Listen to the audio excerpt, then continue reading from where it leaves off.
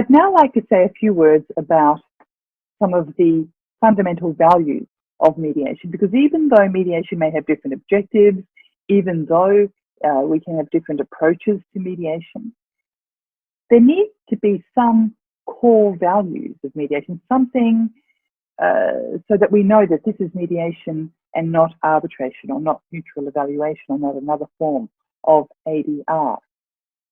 So I wanted to identify what I see as some of the values, core values of professional contemporary mediation. And the first one I'd like to mention is impartiality. The second value I'd like to talk about is confidentiality. The third principle or value underpinning mediation is that of party autonomy. The final value of mediation that I'd like to share with you is that of non-adversarialism.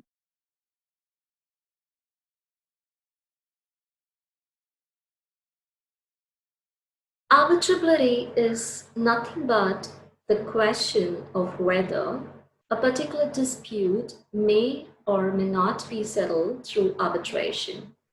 The issue of arbitrability involves a very simple question of what types of issues can and cannot be submitted to arbitration, and also whether specific classes of issues are exempt explicitly from arbitration proceedings.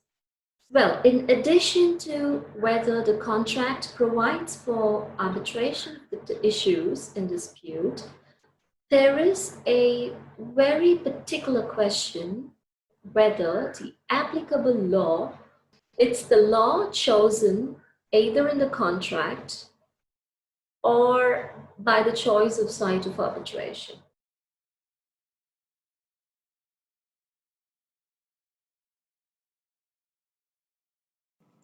In order to conduct the arbitration fairly and efficiently, what are the first steps that the Arbitral Tribunal should make? The Arbitral Tribunal should be responsible for running the proceeding and going forward, deciding procedure and substantive issues in that case.